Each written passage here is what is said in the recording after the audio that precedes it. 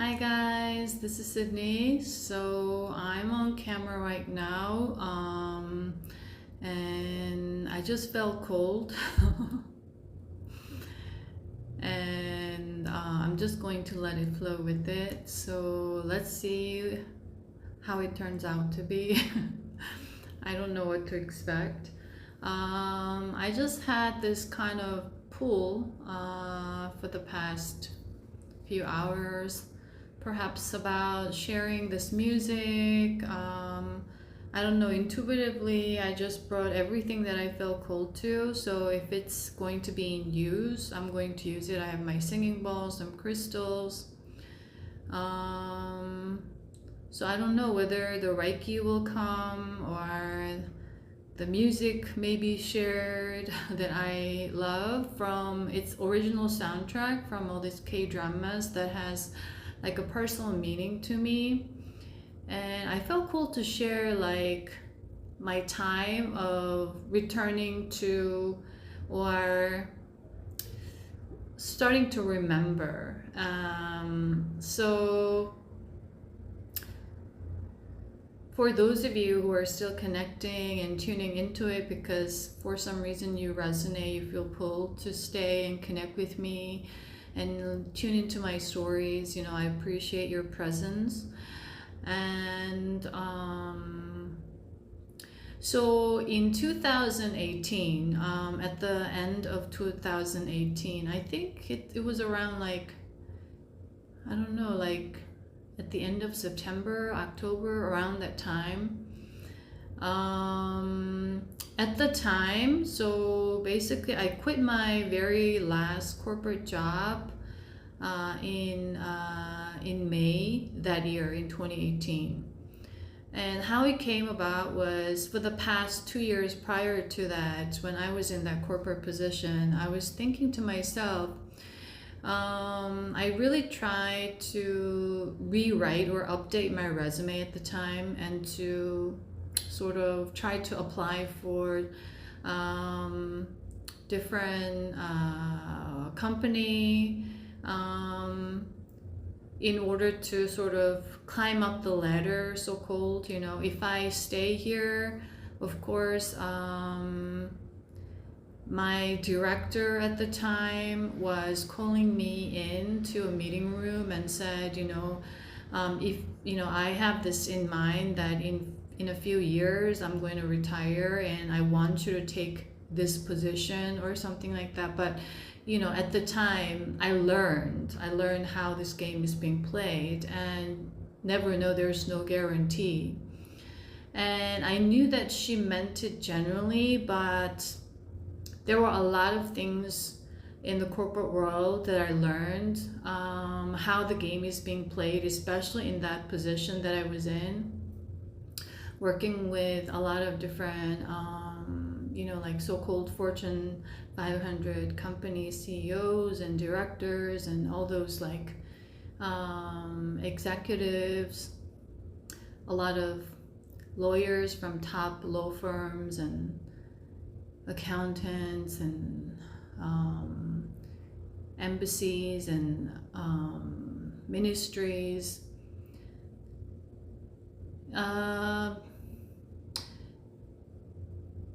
It taught me a lot of things about all, like how people, like human nature, and how people play their games in the corporate world, let's say. And for some reason I was getting a little bit tired. I was getting a little bit like there was a lot of things going on. So basically all my life, whenever I changed jobs every like 2 years, or within the corporation, I would be moved to a new company, or there would be a merger and acquisition taking place.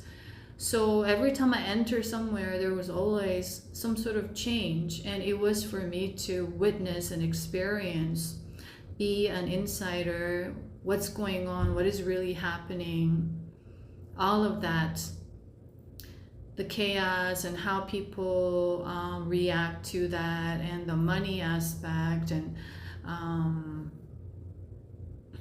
the greed and everything of that nature. So I remember for some reason it is coming up. I was at a French bank, and at the time I worked in a credit analysis as a junior credit analyst at the time.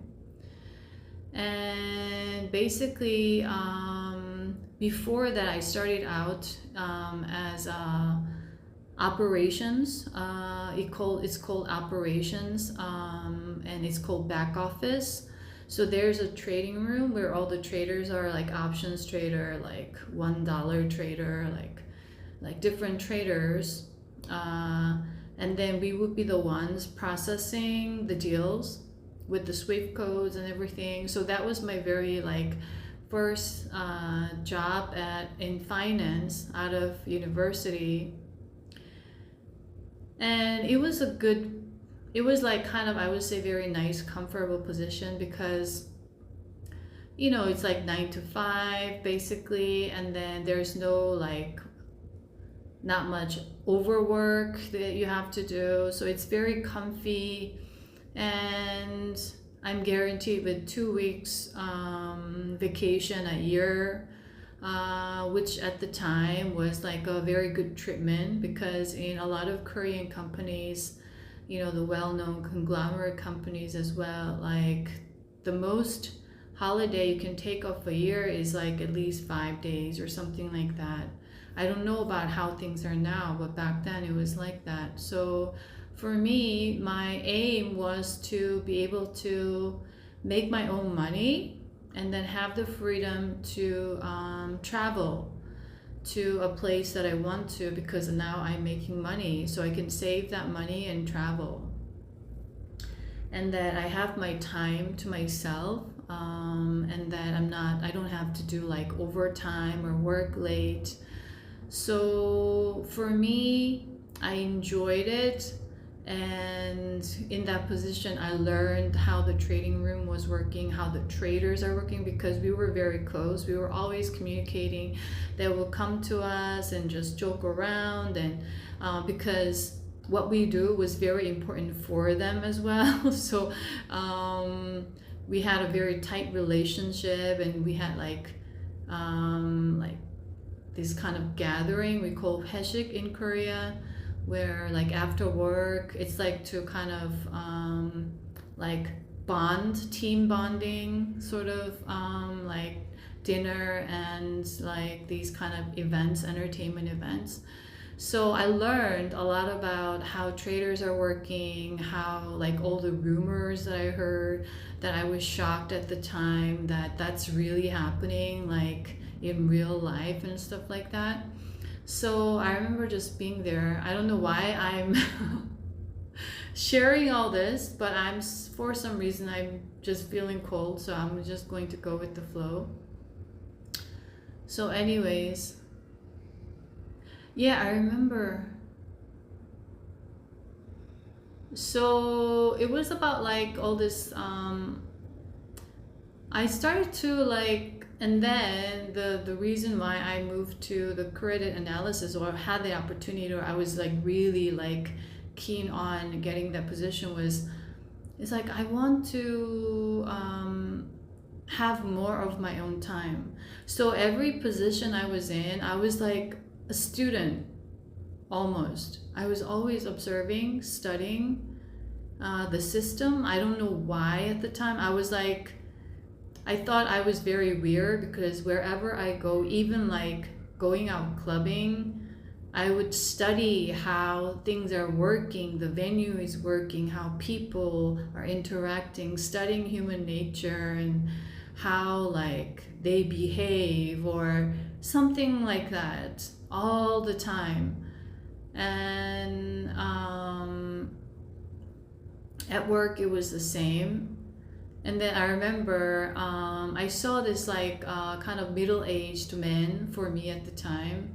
He was always reading newspaper in his desk, and I thought that's a cool job. Like, so I asked people around, like, who is he? Like, why is he always reading the newspaper? And people said, oh, he's a credit analyst.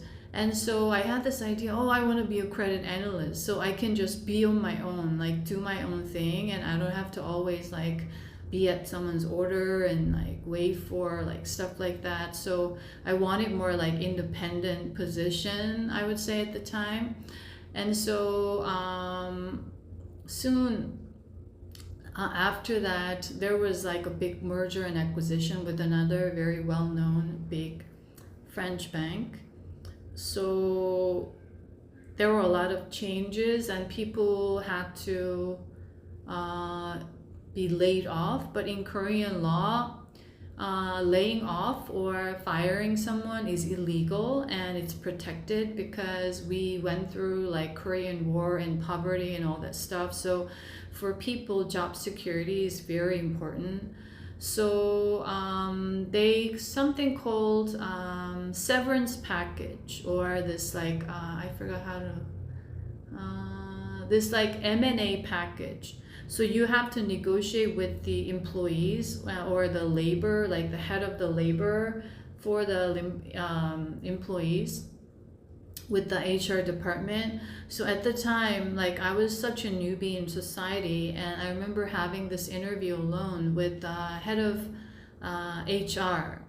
And that was the first time I learned, you know, and how they're trying to negotiate, how they're trying to like not pay you and then basically slave you to work, and they use a lot of psychological pressure. And for some reason I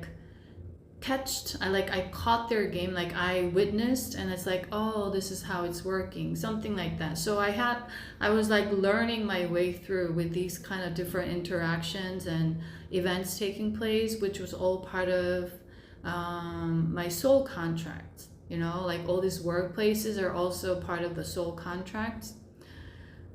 So at the time, like, and then when that happened, there was this position, like I went to, I think, head of the trading department or something like that. I was very like keen on it, you know, that I wanted to get that position, without really knowing what I would do in credit analysis, to be honest. But because that was part of my soul contract, I was very keen on it. And there was this position opening, like, because there were two analysts coming from the other side of the company that decided to stay with the company after M&A, not leave with the money package. And then I thought that I would have a chance. So somehow I got into that and then position. And I remember this guy,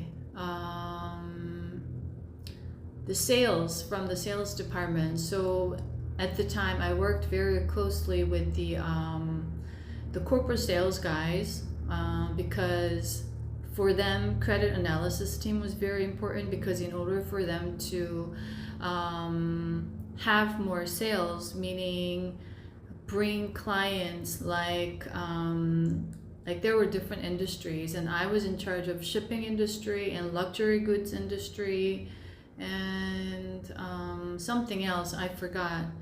And then you have to, like, they want the credit line from the bank, and then they would choose our bank over someone else, or you know, they would open up the transaction. So in order for them to bring in those clients, we have to give the company a good credit rating. If the rating is very low, even though they want, like, the sales team's aim is to have more sales, but if the credit is bad, they can't do anything. So I remember seeing like all the salesmen coming up to me and always asking, you know, like stuff like that. And or I would call like the IR, the internet, was inter something relations. department of other companies like SK, which is one of the big conglomerates that I worked very closely with at the time, sort of investigate on like asking the questions based on my own analysis. And I've never done this, and I was really bad with math or calculations and stuff like that, like the percentage and all of that.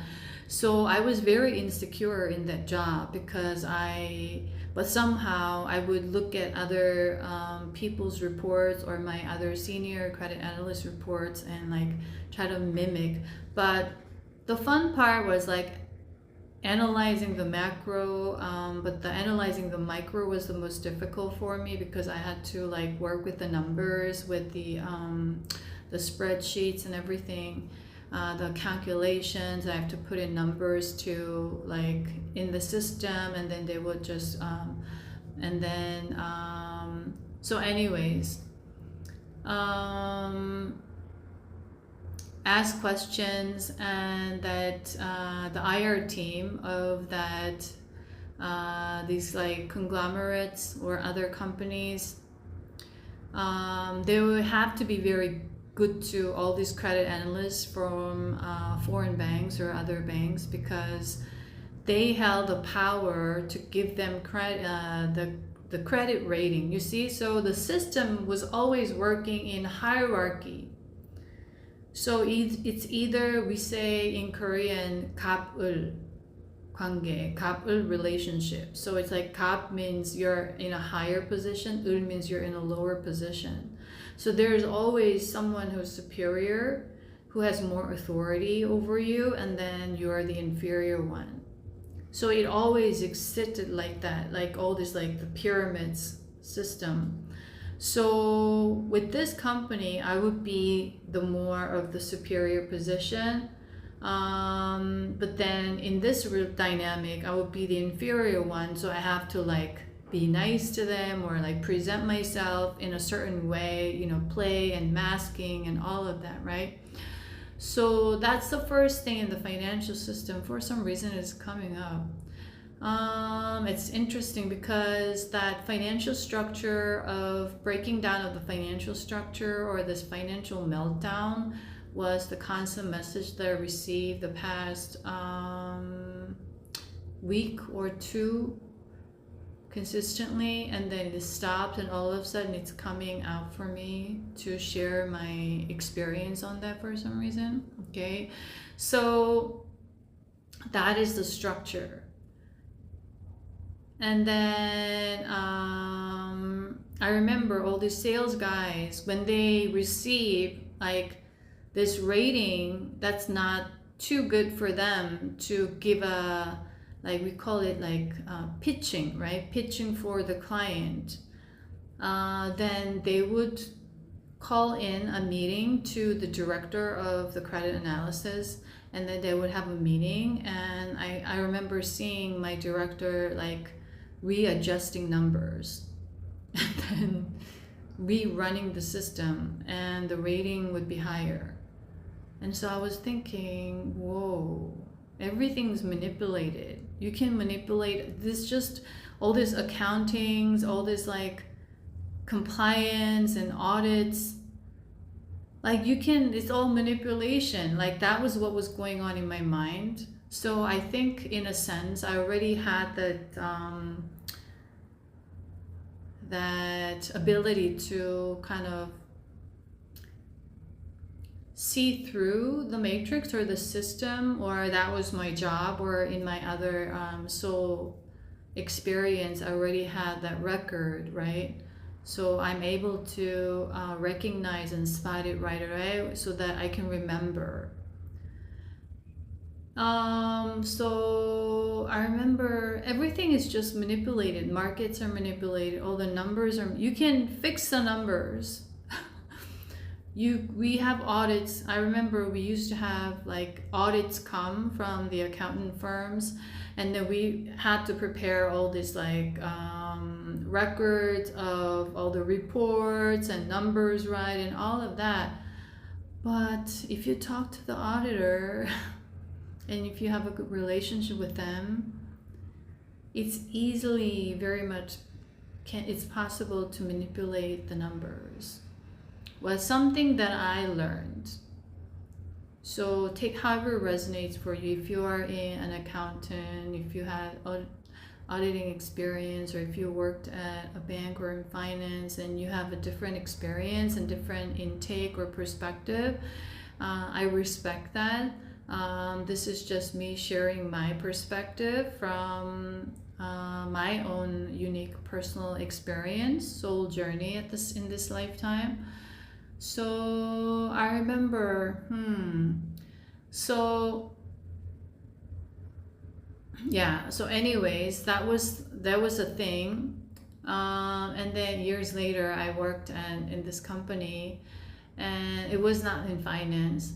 And I remember, like, there was a lot going on at the time too. There was like huge not merger acquisition, but more like the change in leadership. Basically the chairman, the board, and then the new chairman wanted to restructure everything from zero ground up in his way, for his ways. And I knew who he was in alliance with, one of the lawyers, and I witnessed how they recruited a puppet of this. So while they were the chairman or the head of the board, as he was the CEO of this like well-known company outside of the organization, they brought this guy who was not well known, who was just a member of this organization, who was just used to be the sales director of this some company, like a expat. And then all of a sudden, before that, there was some other, I don't know how it was like, we had female CEOs, 2 Americans, and it was run more likely like a family, small organization. But we were working with U.S. Embassy and a lot of the government organizations, the corporate side, every industry. And then he came in, and we knew he wasn't right for the position. Even the employees, even though we didn't say, much to the guy, whenever we had a meeting, just he would talk nonsense, and we had to follow what he said or what he emphasized. And his background was just in sales, and he was just a happy-go-lucky guy at what he did and enjoying the expat life in Korea. And 1 year later, they rationalized, like they brought up this rationale that he's not doing a good job. And I remember seeing him in this like board meeting. We were preparing for the board meeting, and there were all these like different CEOs from different companies, and they would have like breakfast meeting with different agendas.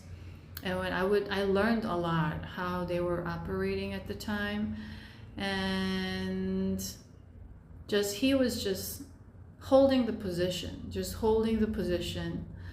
And then I believe about 1 year later, there was an email like amongst all these like the board members or the top CEOs, and we had access to these emails because we were assisting them with these different events and agendas. And I just saw how these 2 people had planned this entire game for the past few years, perhaps.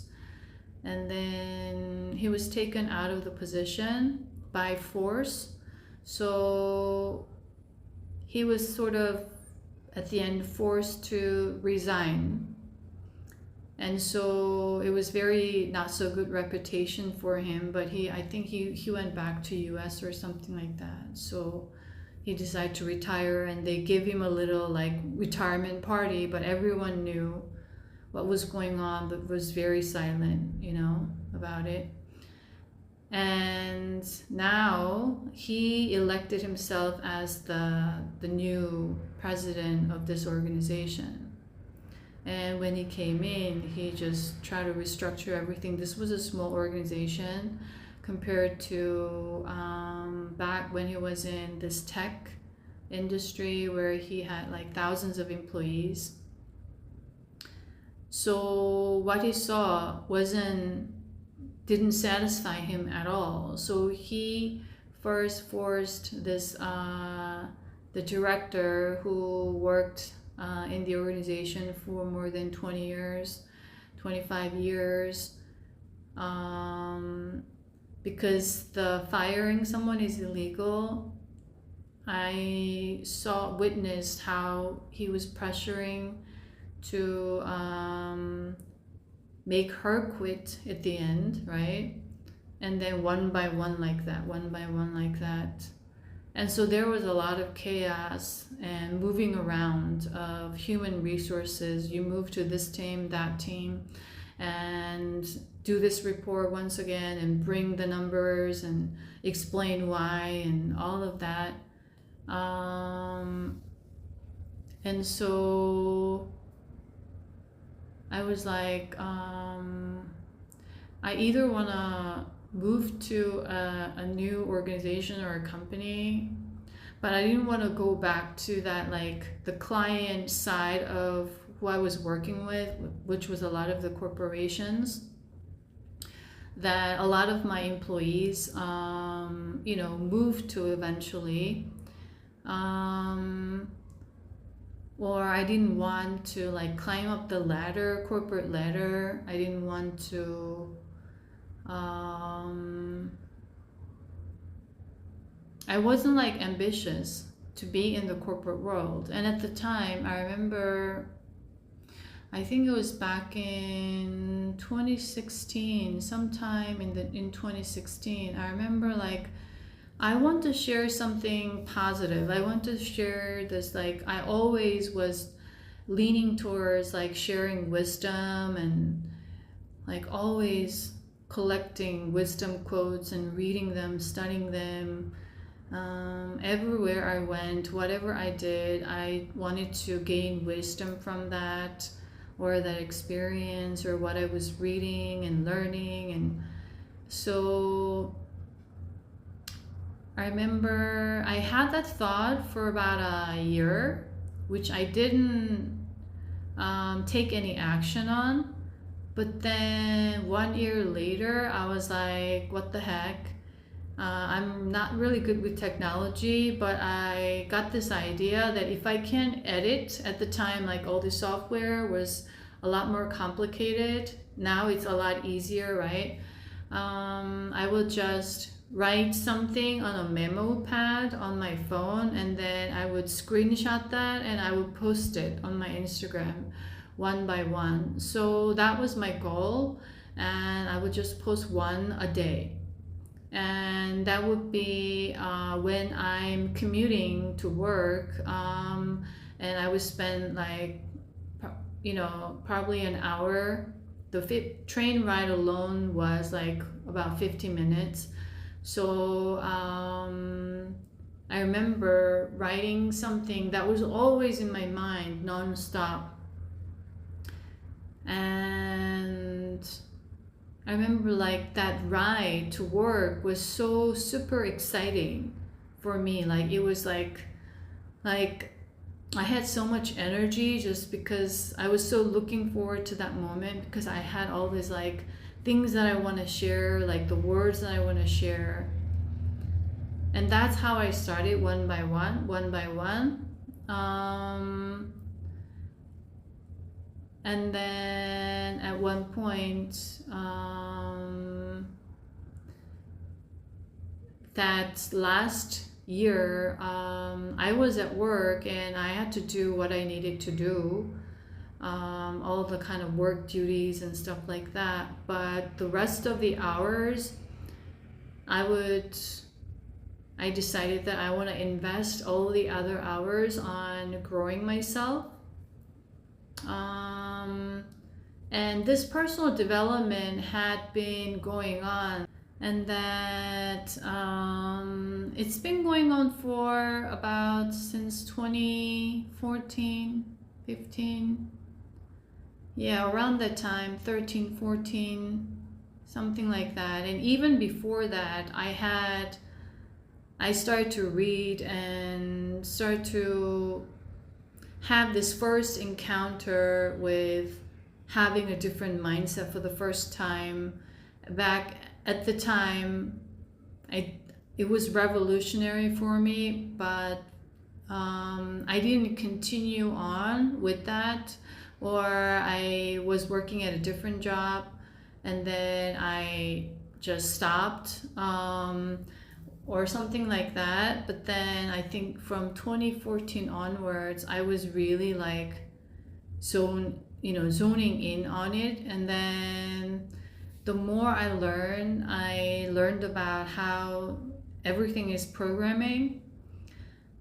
And so suddenly I just really felt like I don't need to watch the news, like all the news, everything what they're saying, like all these things. I used to love watching like CNN and BBC and what like the world news and stuff.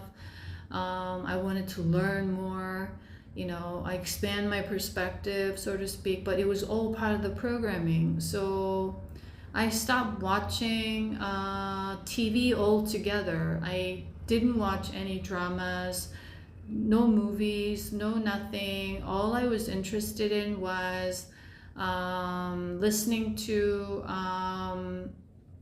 the audiobooks on personal development and all sorts, like like the health hack and this like mindset stuff, and I would fast forward it like to like twice, like how do you call it, 2 times faster or something, like 1.5 times faster. So I take in more information as I'm commuting, or whenever I had this break time between work, instead of like getting coffee with colleagues or going out for lunch with colleagues. And at the time I started to like observe, it's like how the pattern was working. We will always go out for lunch and we would complain or talk about the clientele and how they're this and that, or how even other staffs or employees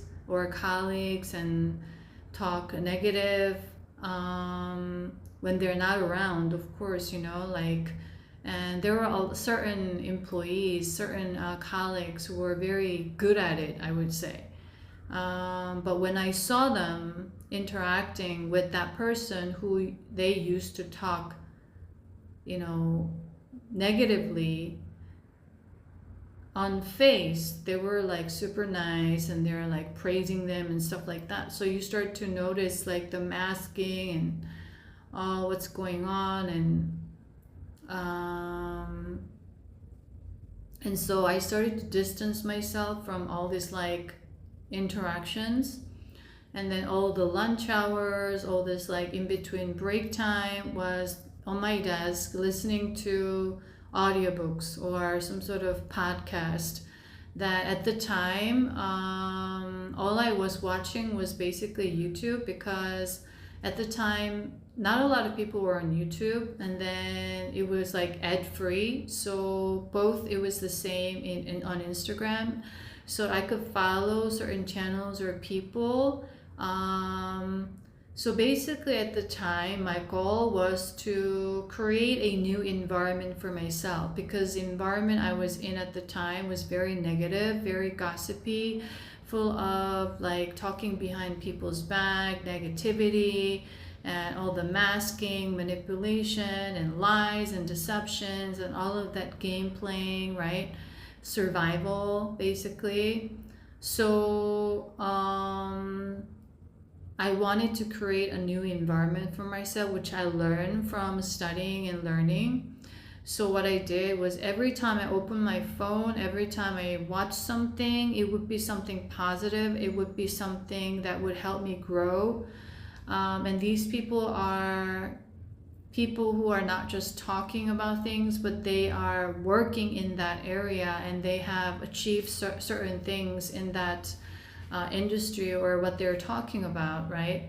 So I started to learn. And later in the days when I looked back, I also learned all these entrepreneurs, so-called, like this leadership talking or like empowerment stuff. It was also very much based on overactivity of the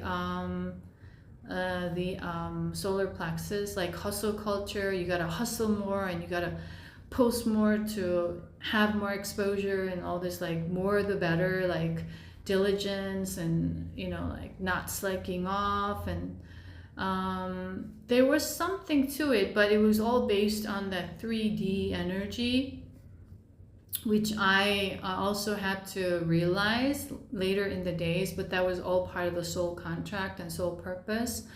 So I remember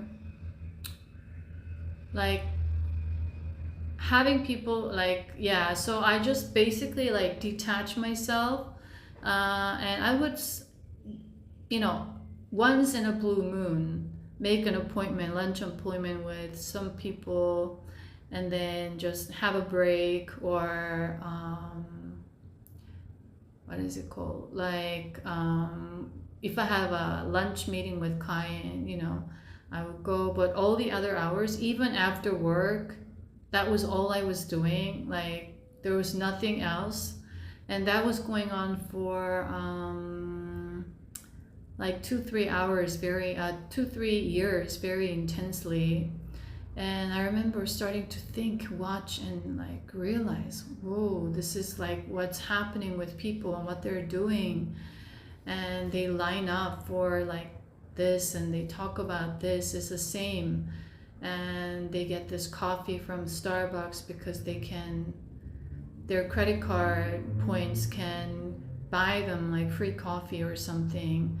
Or like they get hyped up when they, like, there's like a restaurant that just opened that's popular brand or something like that, you know. And like I just start to see, so I would just go, and I don't know what I was writing, but I loved writing all my life. So I just started writing like my thoughts, writing what I was learning, writing the things that would come to my mind, and studying, like listening to audio. And I would just buy this like simple meal from convenience store downstairs, which wasn't good for my health. So that's how the health also got deteriorated. So I had to learn.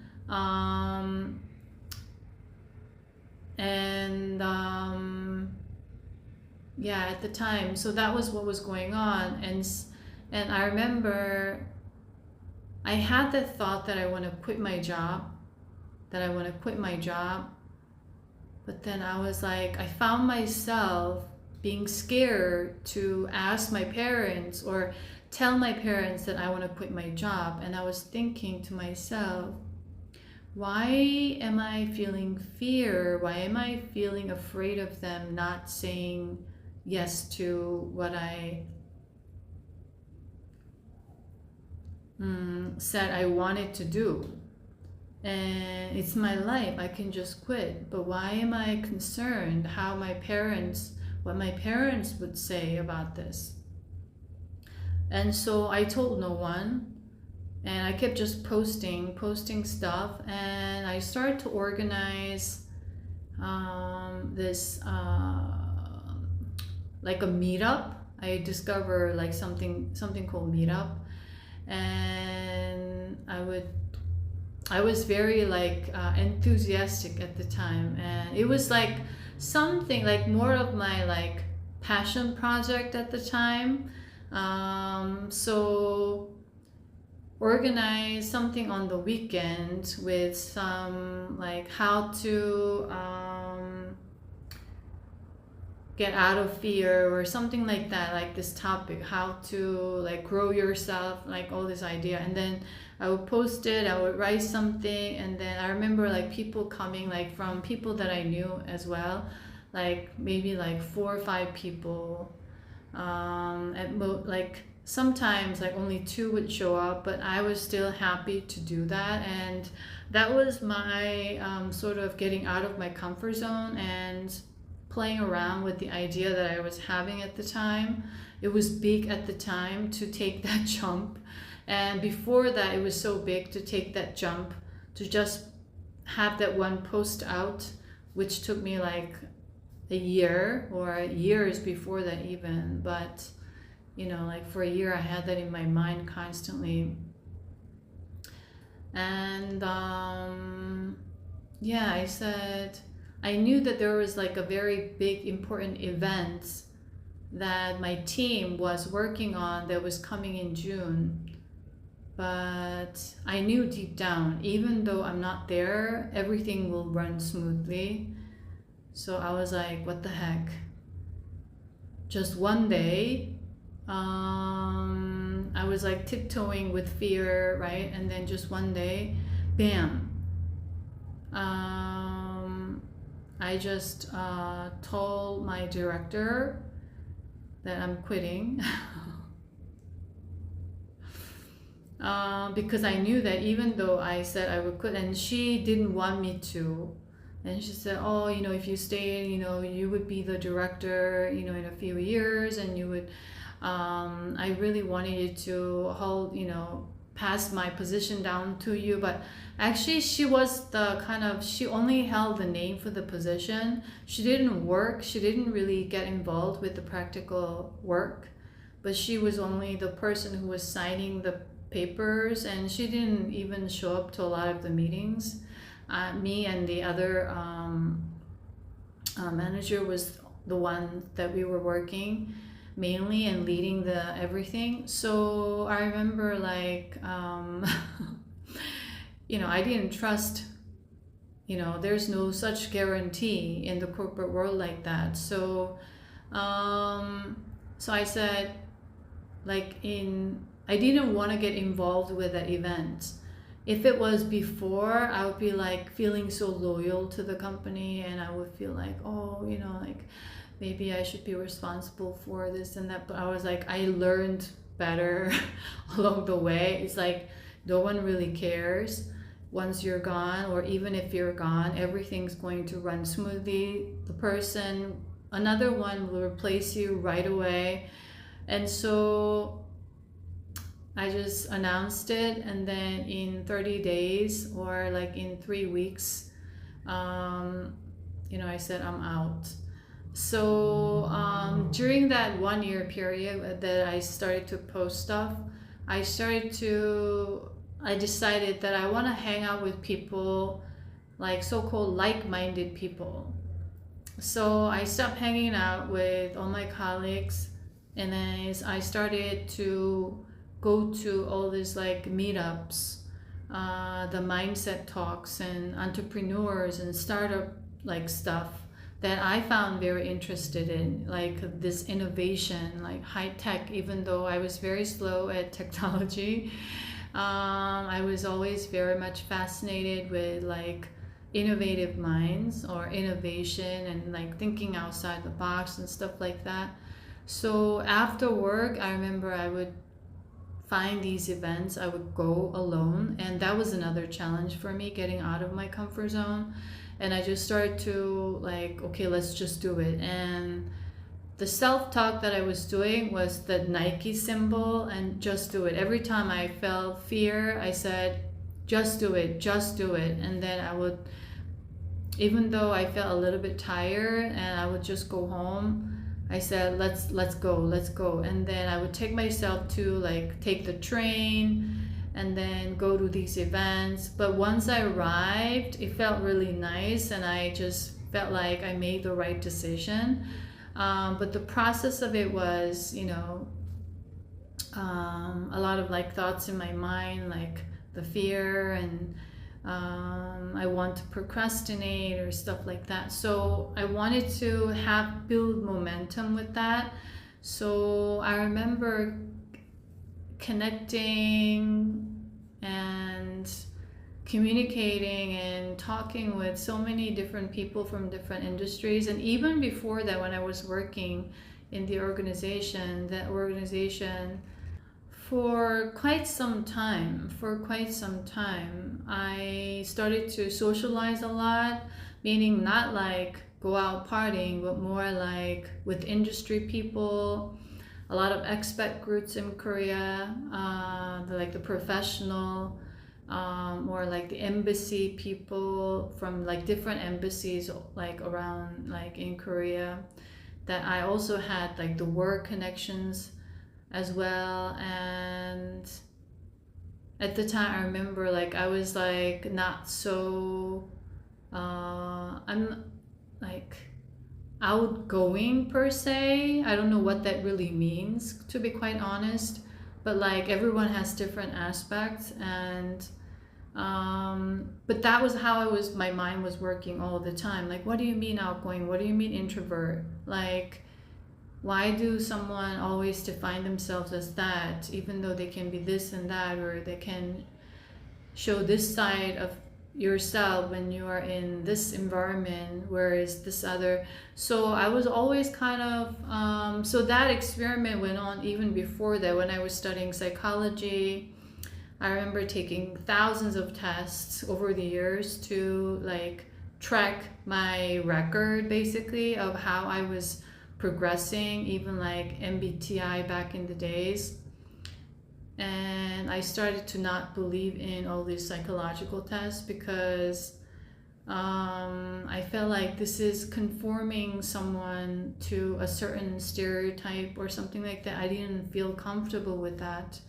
And all these tests, as you're taking it, I've also found myself wanting to be a certain type that the society was conditioning me or had an influence on my subconscious that is better. So I remember like I always had the self-awareness. I remember like, why am I trying to force myself to answer B, that I believe that is better. So I start to like, I had that experiment with myself before, and now to come to this like another chapter, another phase, I remember going through that.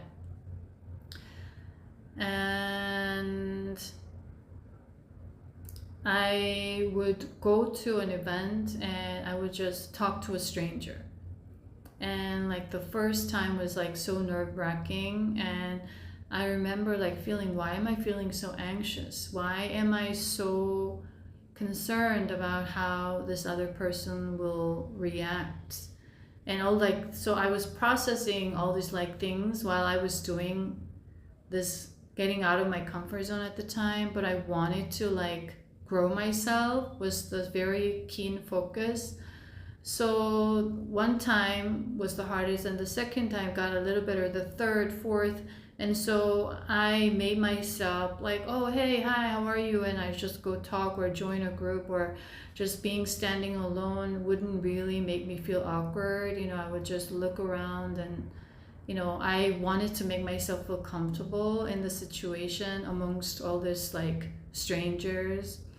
So that was what I was like training myself in a way. So all my life, I see myself training all the time. And then I remember like, I was hanging out with all this like, and then I knew other people from work or other like, I knew a lot of people back then, but I don't know if I could call them friends, but like there were a lot of social connections, that they would invite me to this event or introduce me to these events, then I would also go. But then I never really stuck with one group, and I just wanted to be on my own because I had to process everything that I poured out like when I was out. And then I would always have to come home, and have the alone time was like a must for me, that I needed to process what was going on internally, how I was feeling when I was talking to someone, so that I could confront or face these emotions. So that was how I was transmuting or transforming my emotions slowly. And also at the same time learning about the human nature, or how people are operating, behaving, or communicating, or their like thoughts and stuff like that. But there were still things that I wasn't able to see. And that led me to that one night in 2018. I don't know if you know Wim Hof. So that he was the one that I learned about, like breath. So the breath technique. And at the time I was struggling with a lot of lack of sleep and constant chronic fatigue. So I was drinking like ice americano, I don't know, like 4 or 5 shots a day, like cups a day, constantly trying to wake me up.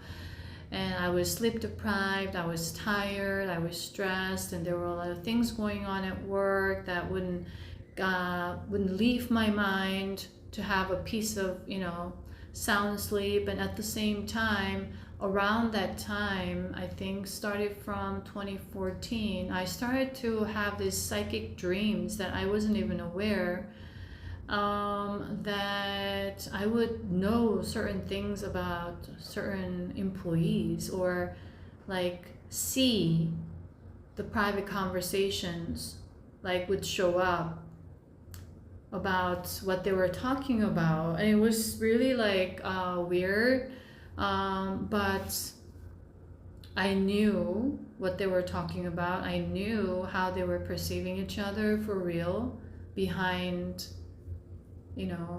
your face, or not in front of your face, or like someone's in a very in a not healthy mindset or something like that, and or what would happen the next day, and it would happen exactly like that the next day, or in a week's time or something like that. So I had this like information that I also was working with naturally, intuitively, and that started to kick off. And I remember just going, and then one day it was like the Wim Hof breathing. So I've suffered with that chronic fatigue, so I wanted to get out of it so much. I wanted to have like optimal energy and health and stuff like that. And I didn't really consider like nutrition and other stuff. It was more focused on optimization of time or productivity. That was very much the focus of the entrepreneurship back then. I don't know about now, because the energies has shifted a lot since that time. So that was what I was working on, or mostly focusing on, because I felt like I didn't have my own time. So I remember I didn't sleep much. I would sleep maybe 4 or 5 hours, and in that last year, whenever I had ideas or something that I want to write down, like it would always be on my mind, and I would wake up in the middle of the night and write something, or like down like whatever ideas or stuff like that. And then I have to go back to work the next, like early in the morning. So but something kept me going. I think it was like that passion for learning, and that it just, talking with these people from different groups, or they invited speakers from different parts of the world, and how they were doing things, and really like, I would say opened my eyes, and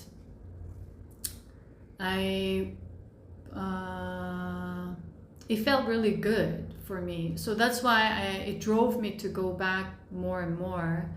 And then at the time, yeah, I was doing this breath technique every night as an experiment. So basically you breathe in certain amounts of air and then you hold the air in, and then you move the air in and out to your head and all throughout your body. And I was doing it like with my imagination, but I really felt like it was moving around. And I would do this every night before bed. And I would feel all these tingling sensations in my body, and I felt like my head was a lot clearer, all this oxygen inside my body. And I remember telling one of the closest colleagues at work at the time, like, oh, try this breath like stuff. And they thought that it was cool, but nobody was really like in on it, So I was just doing everything alone. And then I applied all this stuff that I was learning through all this studying and all this like audiobooks and podcasts and all this like stuff. And I started to apply to myself, to my life one by one, to kind of experiment was the word always for me. And then one night I was doing it and I literally heard the sound. And then I just felt the energy coming in through my crown, and I started to see all these lights, and just as if I'm going into a tunnel or something. And that was the very first time that happened. And I opened my eyes, and because it freaked me out, imagine that, right? Unknown is so freaky, right?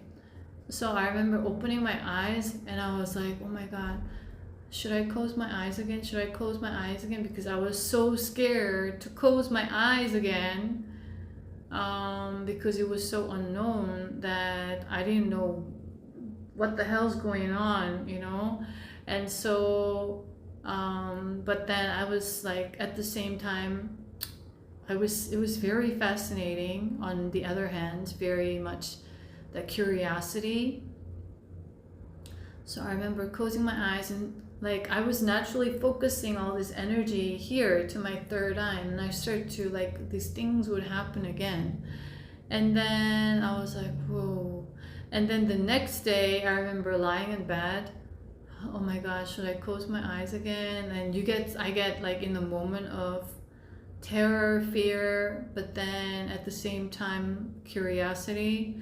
And so I would close my eyes again, and then this would happen for a few days. And then I think just couple of days I think later, all of a sudden these things started to pop up on my YouTube. Back then, no ads, no nothing. All the channels were like on my own curation, and that was the only thing that I was exposed to. That was my environment, right? And all of a sudden, like these things are popping up about channeled message from source and from certain people who passed away. And one of the things was past life regression. And that past life regression thing started to pop up on my feed, and for some reason I freaked out because it spooked me out. And then I remember every time I open it, there's like past life regression videos or meditations or people talking about their experience regressing to the past. And that went on for about a few days, and I couldn't click the button because I was so terrified, because in this lifetime I was always afraid of the dark. It was because of my ISIS timeline. Now I know, but back, I had no idea. And, like this ghost movies, ghost stuff, none of these never fascinated me. I would always avoid them. I didn't like the energy for some reason. So for some reason it spooked me out, and then it took me a few days. I remember like I was terrified. At the same time, I was slightly getting more curious every day. And so I remember clicking one thing. This guy was talking about like when he did that past life regression, like therapy, he woke up, what he saw was he saw himself as this kind of that dog image, like Anubis. And he was like a labor force or something like that. He was like a slave. He was working and something like that. Like that was one of the first things that came up, like about Egypt and about Sphinx. And then this person, and the next day I remember that's standing up to me right now, is that this person was talking about that in that past life regression, I think it was she remembered herself as the wind or something like that, and she remembered that consciousness, so she remembers feeling really light and just, and then she said I was this wind, I was air, something like that. So slowly, one by one, my spirit team took me to remember like that, one by one. And I had to work with them, cooperate with them whenever they were leading me in that direction. So I think it took me about, and I was starting to learn, but it was very interesting. Looking back in hindsight, I had no resistance for some reason. I didn't doubt it. I didn't like question it. I didn't like say, oh, that's BS, or I didn't like do anything, but I was just absorbing. I was constantly like tuned in. I was curious more, learning more, and then acting on my intuition to click this one or that one. And that was when also Archangel Michael started to come through for the first time, that I also shared in one of my other videos, that I didn't know what Archangel was, I didn't know what Chakra was, I didn't know any of this stuff. I didn't know what this was and what this was, you know, what was happening. And back then, like with this, what happened was every night I would see all these faces, or like the face of the alien face with the almond eyes, and you know, that typical, like, you know, like when you type that little icon, the alien icon, right? That kind of shape, and other faces. Or I don't know if it's called remote viewing per se, but I was seeing other people, someplace, somewhere, and people inside, and just randomly popping up, or like energy, there's, I don't know, just something happening here all the time. And at first, it's freaked me out a little bit, but for some reason, that alien face and all these faces didn't scare me. And I remember going in further to my third eye every night. And at one point, I didn't want to open my eyes now because I enjoyed being in this new space. So yeah, back then, yeah, slowly that past life regression thing. And then all these ads started to pop up, like to become a past life regression therapist or something. But for some reason, I didn't want to take a session, or I didn't feel like I want to learn how to do that, but it was like showing up at the time. And I remember I was tempted to like, oh, maybe I should get that past life regression session and wonder. But then for some reason, it wasn't for me. So I had to like just do it on my own, which was part of my soul contract. So suddenly all this like past life regression meditation started to come through. And at the, like before that, all this like meditation video started to come through. So I remember listening to it just lying down, because by then I wasn't employed, so I could manage my own time. So I remember doing this past life regression thing, and I was so scared to do it because I didn't know what to expect. Another going into the unknown, another out of comfort zone, right? And okay, after a few videos that I didn't click, but I said, okay, let's do this. And I found this one video that I was feeling cold to, and I clicked it, and I remember going into the state. But by then, they had me exposed to other meditation videos where I was practicing. So I think it was like my spirit team's preparation that I was able to get myself into a certain relaxation state, the meditative state. And that was also when I started to feel very tired and sleep a lot, like 18 hours a day, 12, 13, 14. It's like just the minimal hours. So that was what was going on. And I remember like just lying down, doing the breath and following the instruction, and then going in. And that was the first past life regression that I did, meditation that I did.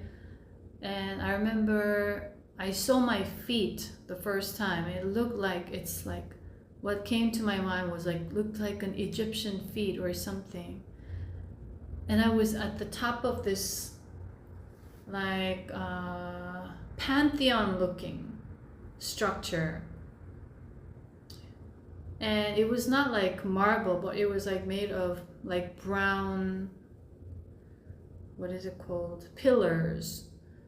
But it was like, you know, with something that looks similar to what you would see in Greek mythology or something like that. And my toes was in the shoes, and I was female. I was on top of this pantheon looking over somewhere, and I was like, I felt like I was like a goddess or a queen or something like that. And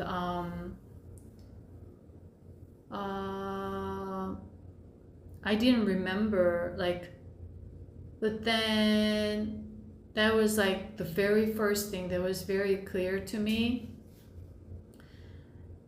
And I remember certain clothes, and like there were some accessories that I was wearing.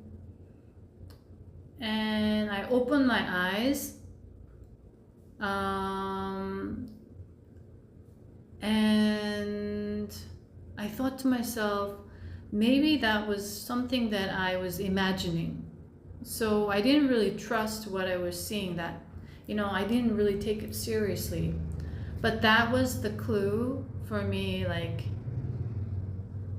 it's for the later in 2023, and then earlier 2025 when I was in Osaka. So that was giving me the clue, and I just got like chills later during that time. That was what my guides, my spirit team was trying to help me to, as like all the dots were connecting. So that was connected to my Isis timeline and also my Cleopatra timeline, which I had no idea until early 2025, this year. And why I was in Greece, because Egypt made sense, which I received the information about the Isis timeline in 2023, where I met with two other humans reincarnated. One was Beset and the other was Sekhmet, who used to be.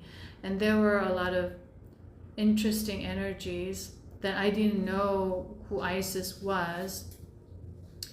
And I remember having this video call with one who was Sekhmet. And I shared this in one of the previous videos one time, I think, that all of a sudden I got chills was the moment I saw her on the face. You know, I started to feel like they were my children or something, like I'm the mother, like, which I never really had that emotion before. So, and every time I talked, like there was something going on energetically which was like shifting me to a different timeline, which was very dark, but I had to like navigate through that timeline, which I also shared in one of the videos. That I remember telling her, oh, I think Ra's here with me. Ra is here. And I didn't even know who Ra was exactly, but I just felt the presence behind me and I just referred to it as Ra.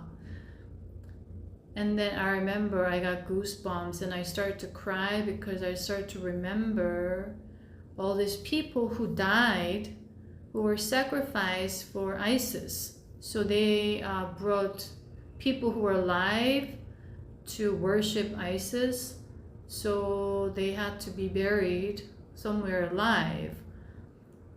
And I didn't know whether this was true or not, and that was so like I just got chills, and all this like dark energies from that timeline was coming through, and that was also I had to like transmute. And then I remember later, that was the time, like the March, April in 2023 was all the information they were giving me, in more like a symbolic kind of, what is it, like a puzzling sense, for later, what's to come later. But they had me like just enough. So like I remember this yeah, and then in that time all these messages would come. I would talk to source and my light language was activating, connected to blue avians, and all this like very animation fantasy like stuff was taking place like in front of my eyes. And then what is it,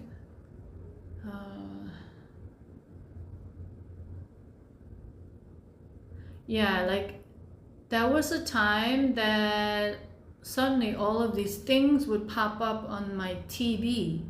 I was in where was it, Penang in Malaysia, and all these things would pop up on TV randomly. It was about like the story of Moses and story of Jesus and Mother Mary, but like from a cartoon, children's cartoon.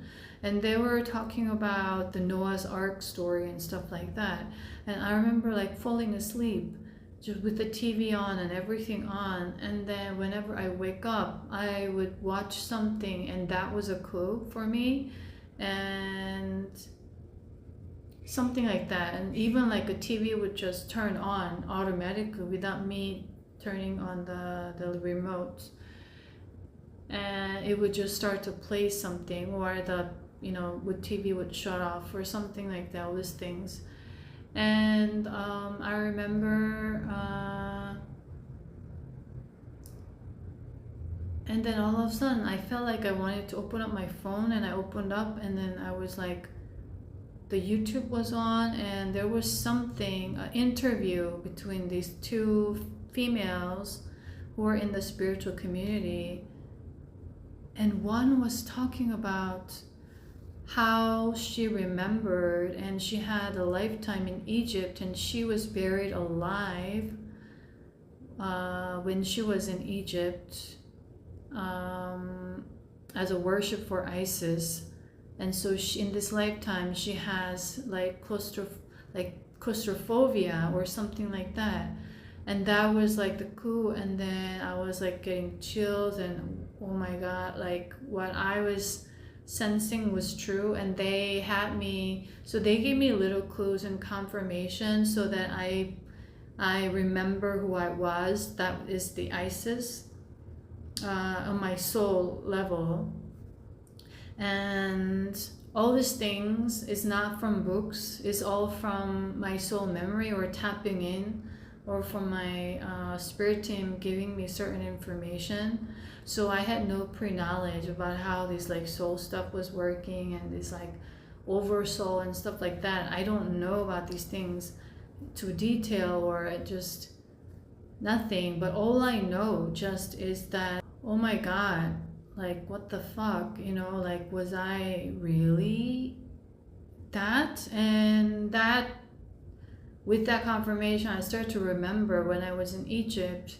I remember everywhere I went, like the museum or stuff, like I remember being drawn to that wing and the Isis statue, and I didn't know what that was, but everywhere I went, for some reason, it was there, and I was like standing in front of it, just like really like taking my time watching, because I had no idea what that was or who that was, you see. So that was my journey.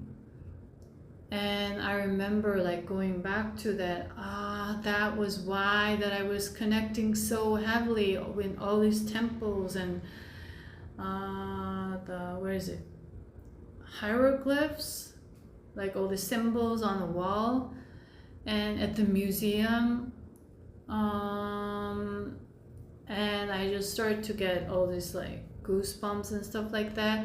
And I remember for some reason I was being very drawn to Tutankhamun as well, but that came later at the end of 2024. Why? It had a connection with Anak-Sunamun, who was the wife of the Tutankhamun, who is reincarnated, that I know, as a Peruvian person at this time. Like, she has no idea who I am, but I know her past life, which also showed up in my dream time. And when I got that information, again, like all these goosebumps, and I started to just cry. And then at the beginning of 2025, when I was in Osaka, all of a sudden, I tapped into the Akash, which was a part of divinely orchestrated, that I had to withdraw that information, that I was Cleopatra, and I was like, what the fuck? Again, I didn't like really believe it, or I don't know the really full story, or I never really watched the movie of Cleopatra. And so all of a sudden, I just started to cry like crazy, because I started to remember the moment of my death in that timeline that I was connecting to, which is simultaneously going on, right? And so the amount of guilt and self-blame and what was going on, and that timeline was very much heavily connected to the age of the new golden age, because later my spirit team gave me the information that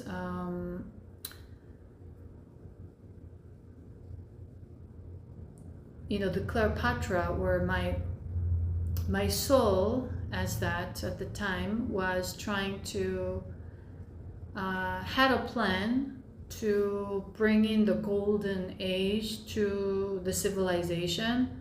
But of course it was the dark age, so it failed. And the failure of that, or the attempt to have that plan, was all a big orchestration for this particular ascension that we are living under right now. Because I had to carry that karma or that experience there, and then bring that back here now for the golden age, which is the right timing. Back then it wasn't the right timing, but it carried a purpose. The failure was written in the stars, so to say. It was all part of the soul orchestration, or the soul contract for this particular timeline, which is like very interesting. I don't know how to explain it. It's all orchestrated. So that came back. So I remember why I met all these souls when I was in Greece, that I was feeling this like energy. It turns out very like, it's all from the Greek timeline, and also one in Egypt. And then I remember just crying so much when I was in Greece. It had to do with that sacral energy from that Cleopatra timeline. And so there was a lot of heartbreak, as some of you may be aware of the stories of Cleopatra, and you know, this like the love story between her and this, what's his name, like Anthony something. You know, and then I was like, okay, that was where it was all I was processing when I was in Greece. And then I was visiting Alexandria. I went into that tomb where that so-called Cleopatra died. And I remember why the Library of Alexandria was burned and disappeared. It was all part of the purpose, because the world was not ready, or the vibration was not ready for such information, because it could be very much misused. So that I start to remember, and just I remember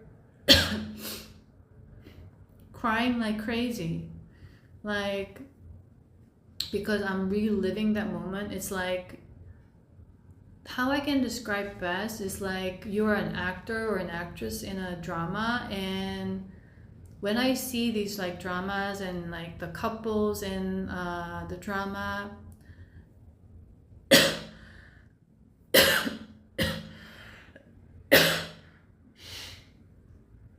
for some reason, something is, my throat chakra is starting to get blocked. So I'll just be back. So I'm back. I remember,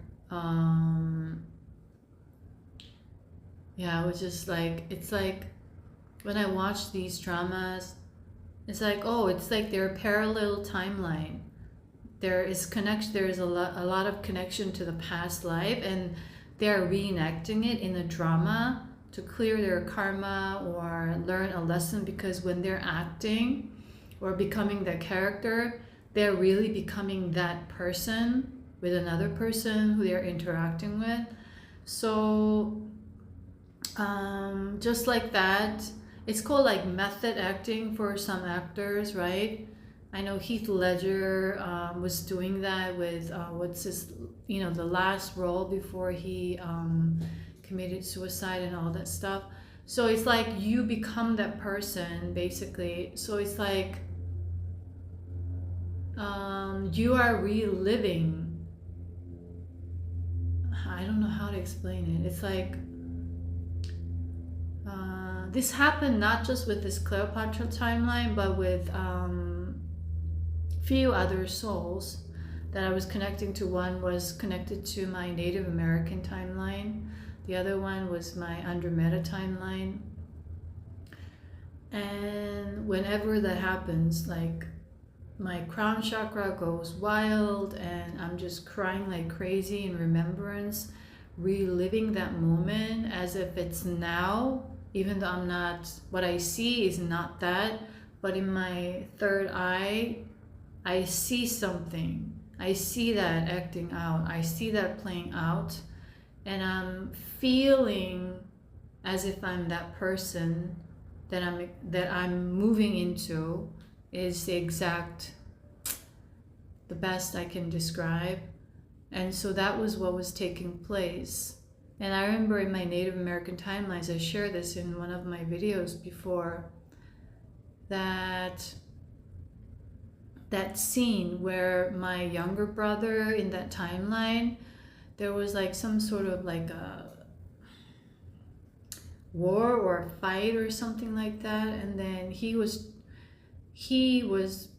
saved my life basically, and he died instead. he got shot by like an arrow or like a gun. I can't remember exactly, but he died. And that was the exact moment that I remember. And I know who that person is in this lifetime now. And he is reincarnated on Earth as a human being, as a wisdom keeper, and he is not Korean, you know, he's of different race. But back then, he was my younger brother. In this lifetime, he is a lot older in age.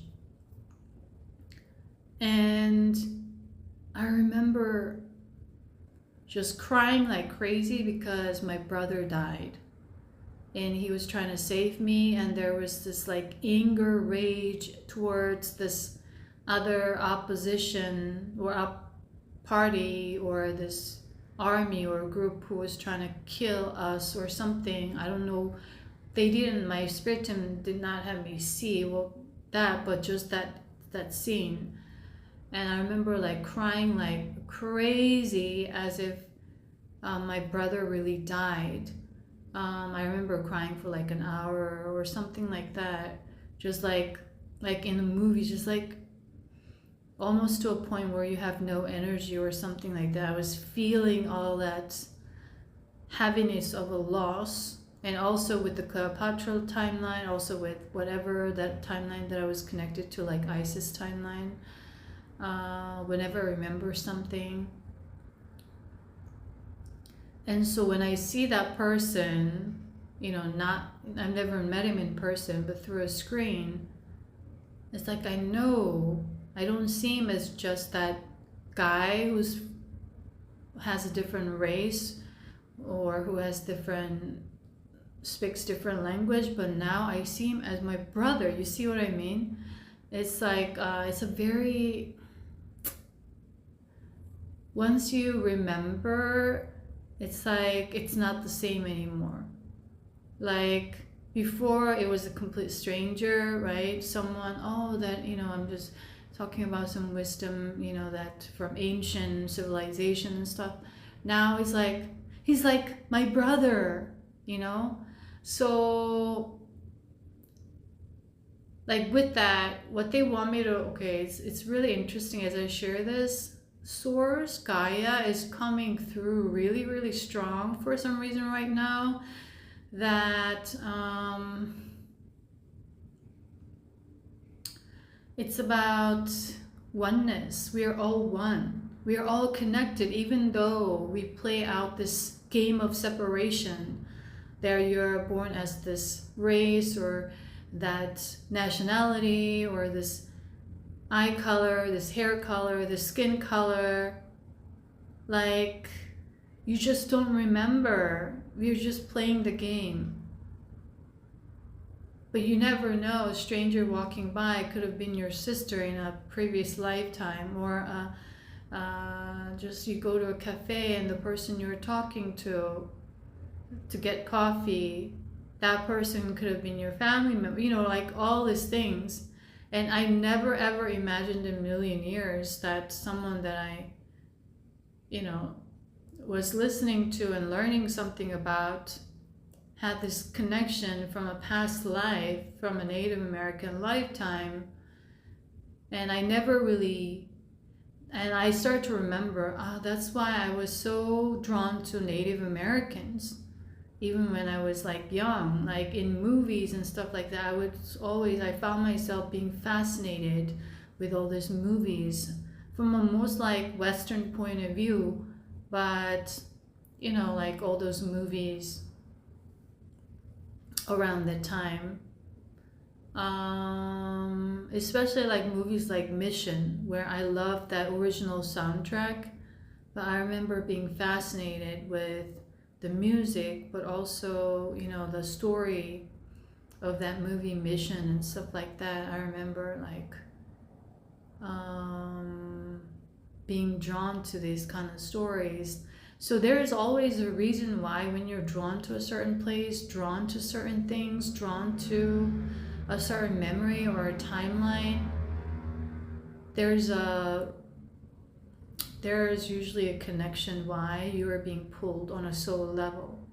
So one of the music that I brought in is this original soundtrack from this Korean drama.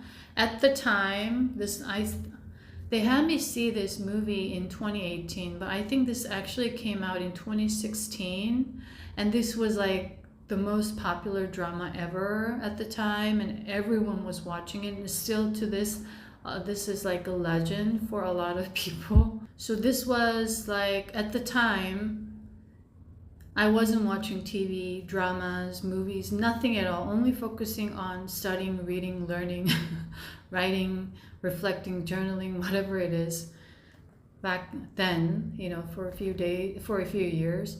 So I didn't watch this drama at all. When everybody was talking about it, I wasn't interested in.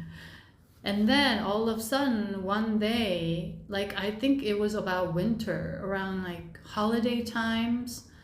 And so they were doing this rerun on a cable show, like cable channel, where they were showing this whole episode overnight. It was a cable channel.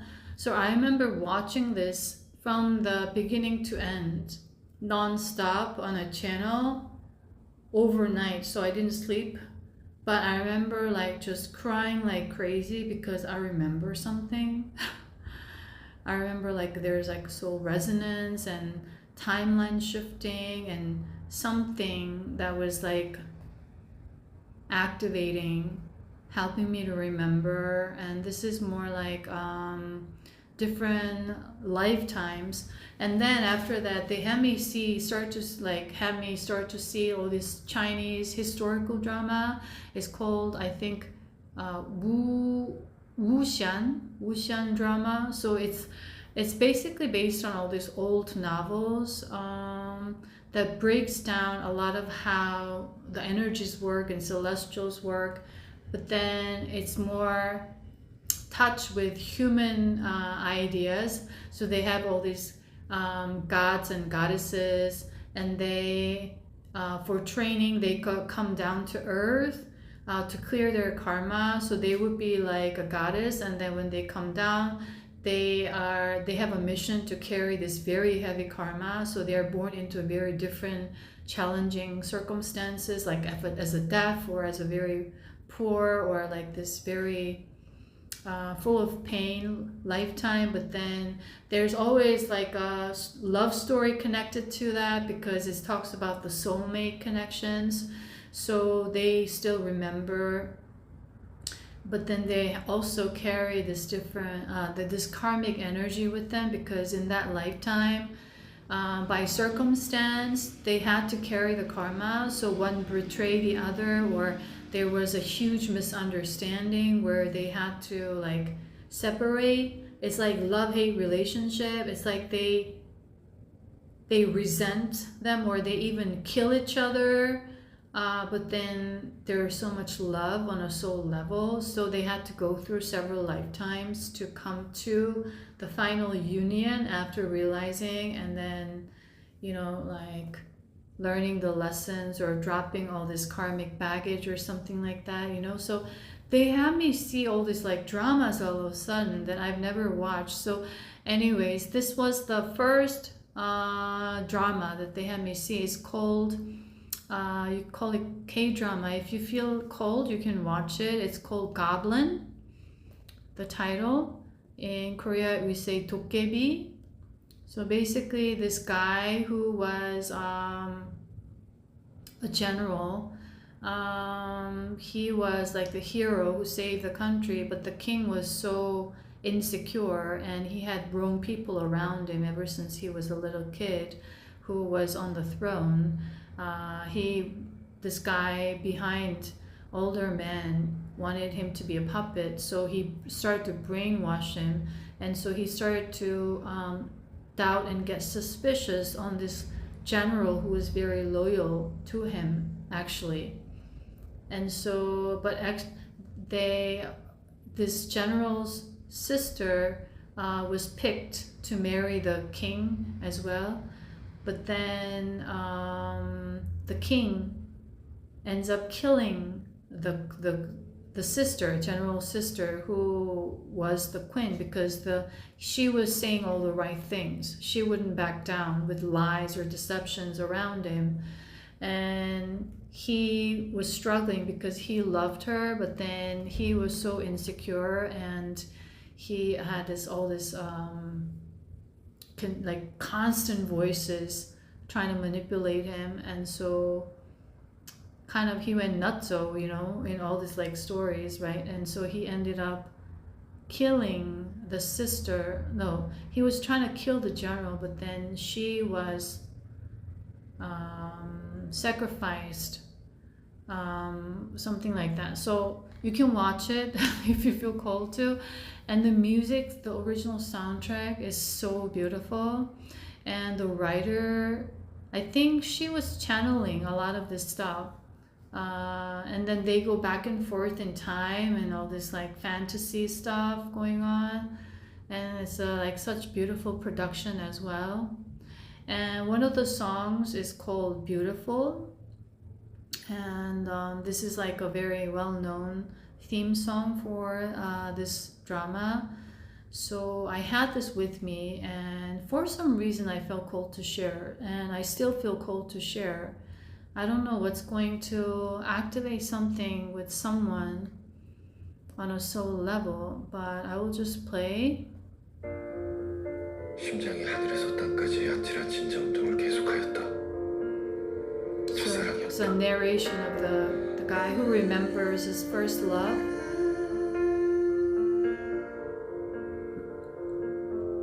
It's beautiful life. 난 너의 곁에 있을게. It's beautiful life. 너의 뒤에 서 있을게. Beautiful life. 하늘 아래 너와 있다면 숨 쉬는 것만으로도 좋아. I will add this to the music folder for those of you who may want to connect further. Beautiful life, beautiful day. 내 곁에서 머물러줘. Beautiful my love. And it's very comedic as well, which is very fun. It's beautiful life.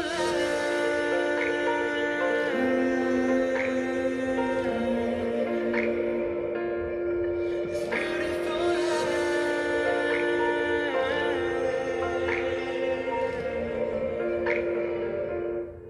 It's beautiful life. 언제나 널 지켜줄게. So I'll just play a little bit, stop it here, because I have another song. So this one was another drama, and it's actually based on a webcomm, which is like a webtoon. We call it webtoon, like cartoon on the web. So I personally enjoyed like all this. I grew up reading like comic books and stuff like that, like Japanese comics, Korean comics. And this one, a lot of the dramas nowadays are based on this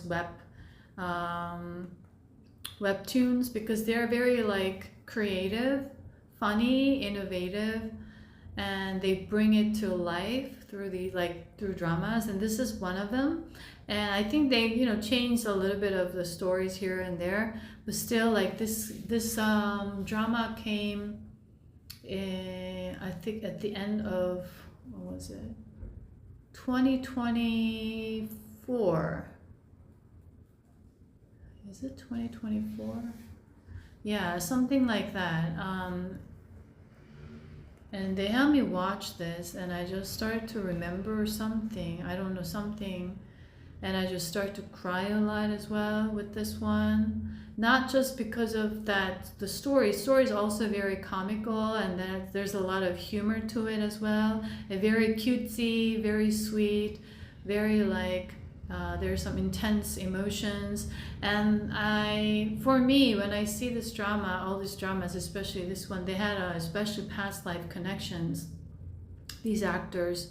So the chemistry is so real, as if they're really that character in the drama, which makes the audience to get into it a lot more easily and naturally. So this is one of the songs. So the title of that K-drama is called Lovely Runner. In Korean we call 선제 업고 튀어. So basically like run away with the... So this girl was trying to save this guy when the girl is from a later timeline, and then she moves back to the, this particular timeline, and then the story begins, and she's trying to save him basically, and they go through 3 different timelines in a modern setting. So this is like really also very fun and creative.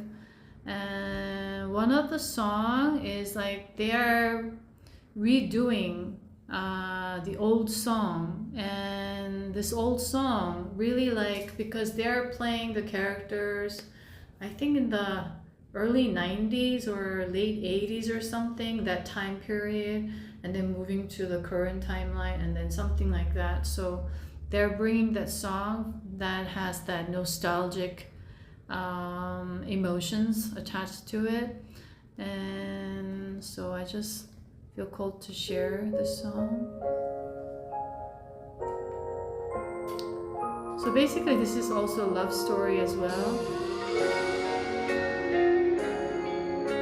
So if you like fantasy or this kind of time slip creative stuff,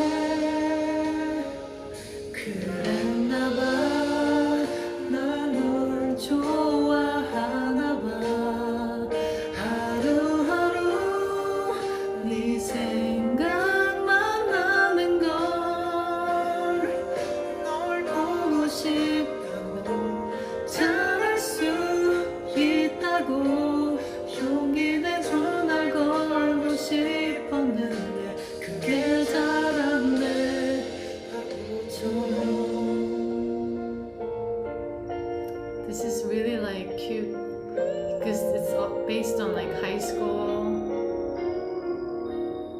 story. So I'm just gonna stop here. So for some reason these 2 songs came up for me to share, and also I felt called to share some of my stories or this journey of waking up or remembering. So take however resonates. If you believe it, you believe it. If you don't, you don't. And it's okay, because I know. You see, but I'm guided to share this. Okay, the Source and Gaia, for some reason, they're coming on really, really strong with the angelic realm. Okay, the angelic realm is coming on really, really strong with Archangel Raphael with me right now.